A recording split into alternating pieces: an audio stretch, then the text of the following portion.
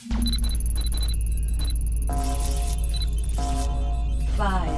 4, 3, 2, 1.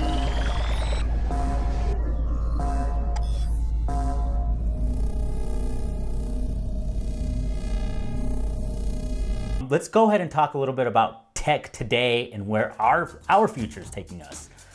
We have a little bit of like cell phones. The cell phone industry, the TV industry is changing rapidly. Yeah, we've been seeing it now with a lot of phones that they just want to have bezel-less phones where your phone's all screen. Some people have ideas of having the camera to pop up, which is a pretty neat idea, but who knows when that pop up from the phone. From the top. You know who actually blueprinted, had a patent on that? Who? The Essential phone. Oh yeah? It had the patent on that, yes. Oh, well, they stole it and someone else made it. It was supposed to be on the PH2. That may or may not come out. But yeah, so like with the cell phone industry, we have a lot, even in the TV, we're seeing a lot of flexibility. Yes. Samsung is releasing something that's gonna be a lot of money. LG obviously has a wallpaper TV. A wallpaper TV that is supposed to be legit. Yes. Along with like, it has that little stand that it's on and a white cord that takes it to a big speaker with all your outlets. Yeah. And it's cool. It's a neat idea, but I think we're just in the teenage form of all this technology. I don't think we're there quite yet. I mean, LG is going to make this actually consumer ready very soon, but it's probably not going to be affordable is the thing. Yeah. Just like a lot of things. They're trying to compete with Sony. So the OLED, what Eric likes to call the OLED, the rest of the world likes to call it, I'm old school OLED. Eric predicted that technology a long time ago. I saw it a long time ago and I loved the idea of it, and it looks so beautiful, the deepest blacks, true black. Yeah. And it just evolved now to where it's getting affordable for production. And it's becoming the new standard pretty much. LED's dying. Yes, it's becoming the new standard. We're still in the beginning forms though. I would say we're at the very beginning of the OLED industry. You could say it's becoming mainstream. And well, let's go back when we had projection TVs as like the big thing with Mitsubishi. Yeah. We finally got into the plasmas. Plasmas were big with Pioneer, and then you saw Panasonic competing, and everybody was getting in the plasma industry. LCDs came along. Now we have LEDs, and now we have OLEDs, OLED. But the LED industry is still kicking. They're trying to milk it as much as possible.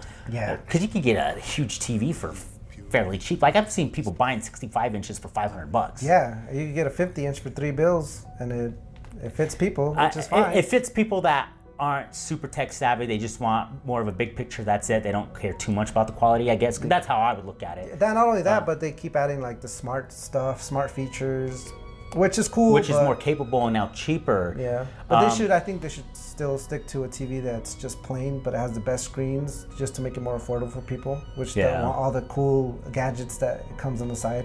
Yeah, that's true. I mean, to me, it's all about the best. It's either go hard or go home.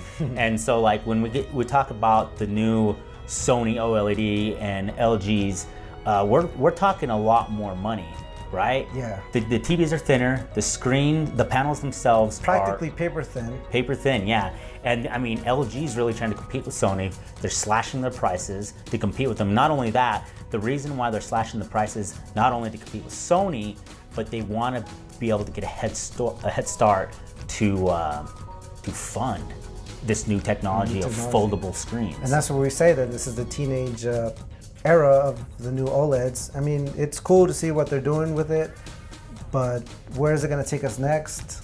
So the new LG, it reminds me of a projector. Yeah. The old projector TVs where it has this box, but the only difference is it comes out. So it's for your convenience. If you don't want it there, because I hear a lot of stuff, well, people don't want to see a big screen in your living room. To me, that's the first thing I want people to see is, exactly. Wow, you got, not only is that a big screen, but it's so-and-so. It's the top, it is the top of the line in the family room. You know what I mean? Exactly, with that and a great sound system. And so that's where technology is going with that. We also saw the industry with the phones, right? Yeah. We're getting the foldable phones with Samsung and LG as well. Which is OLED technology as well. Which is also the same technology. And I called this a long time ago. I think the flip phone's gonna come back. and I think Motorola could possibly make that come back. We'll see. That we don't have much information on that, but I always said the flip phone is going to come back if they can create an awesome idea. I did see an idea that Samsung created where not only they have that foldable phone that's a tablet and it folds into a phone, which is all right. I mean, it's not 100% flush, which I don't like, especially for the price you're going to be paying for it. Yeah. But they also have another concept. I don't know if this one's truly going to come out, but it's like a watch. It folds to your wrist. Yeah. So They brought out some stuff like that, just like the flip phone with the touchscreen and Android system running it. Samsung's done it before. It seems like it hasn't stuck. Maybe they're gonna find another way to make this work. Yeah. But they have brought it before, and they have made it for sale in different regions of the world. But it doesn't seem to stick. Will it stick sooner in the future? Maybe. Maybe will it be more of a DS style version? Yeah. Or still like the old flip phone? But the idea, to me, the great idea is convenience. Right? Yeah. To me, the great idea is convenience. If I could put it on my wrist, and free up a pocket, you know, that's more the merrier. Where I can just go like this and, I want to use my phone now, fold it up, use it as a phone, or same with like any of them. Like let's say they do come back with flip phones. My flip phone's half the size now, right? If I want to flip it up, now I got this huge screen. And you could see That's that happening convenient. as well, because if you noticed, a lot of phones have not only been getting thinner, but they've been getting skinnier, but they're getting longer.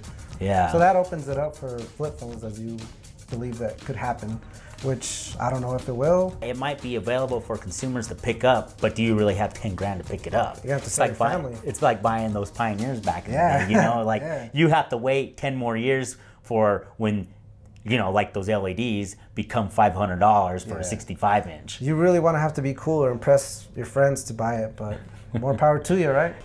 That wraps it up for this episode of The Crossover Show.